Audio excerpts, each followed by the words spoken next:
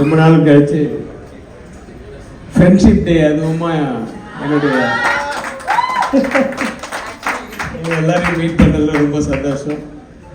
Especially Simran வந்து நட்புக்காக படத்துகளை பார்த்தது sir, நட்புக்காக for friendship S,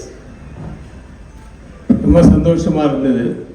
இந்த படத்தில் நடிக்க போகும்போது நல்ல ஒரு ஜாலியான யூனிட், ஸ்ட்ரிக்டான ஒரு டைரக்டர். பட் வந்து பிரசாந்துக்கு தான் தெரியும், நல்லா ஜாலியாக பேசிட்டே இருக்கோம். அப்படின்னாருன்னா அவங்க அப்பா வராருன்னு அர்த்தம்.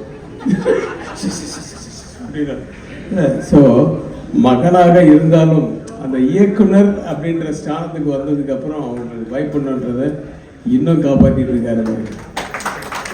இப்பெல்லாம் யார் டைரக்டருக்கு பயப்படுறாங்க? டைரக்டருங்க தான் பயப்படுறாங்க. இந்த மாதிரி ஏதாவது 2-3 பரிசு ஆளாளுக்கு சொல்லுங்கப்பா, அது வந்து வைரல் ஆகி படம் அந்த காலத்து தெரியும்ல எல்லாரும்.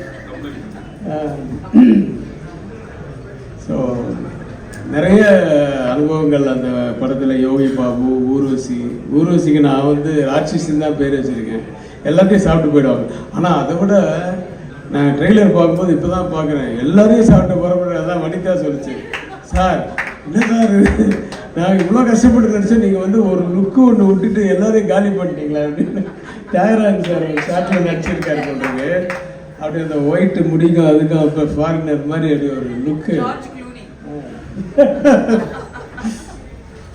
ஸோ இப்படி ஒரு சந்தோஷமாக இருக்கிற இந்த அனுபவம் வந்து அப்படியே தொடரணும். ஆஃப்டர் ரிலீஸும் தொடரணும். ஒரு சக்ஸஸ் பார்ட்டியும் இருக்கணும்.